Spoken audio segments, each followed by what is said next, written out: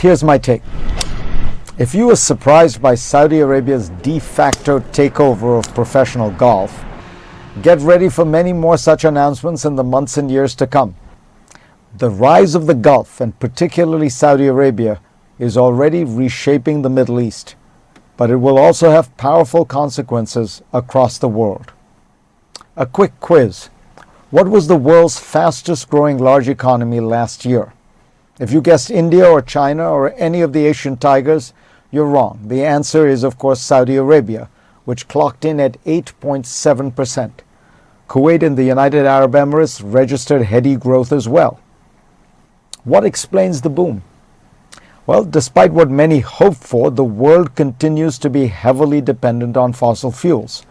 The Ukraine war and sanctions against Russia have reduced Moscow's importance in global oil and gas markets.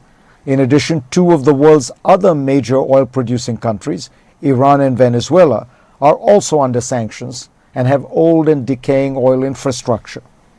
America produces lots of oil and gas, but still imports large quantities. As a result, the world is now utterly reliant on a handful of countries in the Persian Gulf as steady and reliable suppliers of oil and gas. These conditions will likely continue over the next decade, and if they do, the Gulf will see one of the largest inflows of wealth in history. Already, the four main sovereign wealth funds of these countries have reportedly accumulated almost $3 trillion in assets, an increase of 42% over the past 2 years. Saudi Arabia expects that its main investment vehicle, the Public Investment Fund, will have more than $2 trillion by 2030, making it the world's largest. For the foreseeable future, these will be the most significant pools of capital on the planet. The economic consequences of this wealth are all around us. Saudi Arabia has, in effect, bought the professional golf business. In January, Bloomberg reported that the kingdom sought to buy the Formula One racing franchise for over $20 billion. It lured perhaps the world's most famous soccer star, Cristiano Ronaldo, to play for one of its teams for a reported $200 million a year. It is making huge investments in the online gaming industry, hoping to become a major player in that space.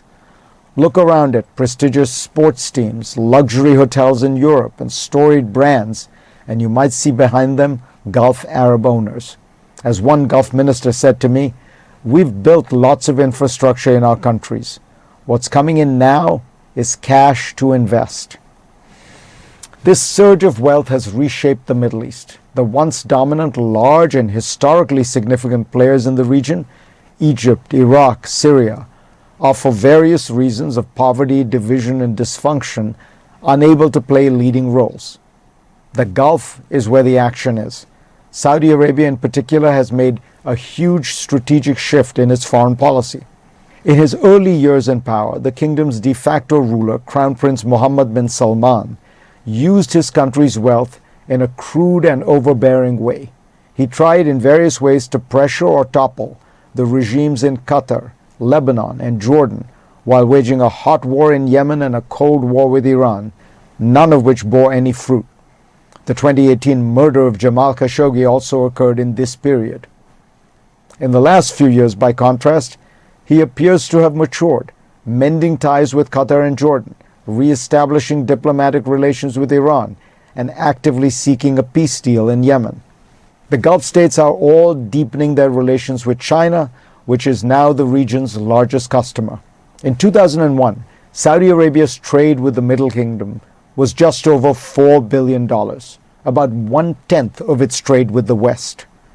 In 2021, it was about $87 billion, more than the US and the EU combined. Economic ties are growing rapidly, and the Washington Post even reports that China has continued construction on a suspected military facility in the UAE. Saudi Arabia and the Gulf are not seeking a divorce with the United States. They want close economic ties with China and close security ties with America. They want to be able to deal freely with everyone, including Russia. If you want to see where Russians have gone to escape Western sanctions, visit Dubai. where you will hear more Russian than Arabic at some hotels. They have growing ties with India and are even building new links with Israel. Most countries would like to pursue a policy that allows them to freelance, choosing friends in the West and East as suits their interests. If MBS continues down the path he is on now, Saudi Arabia for sure will likely be able to manage this balancing act.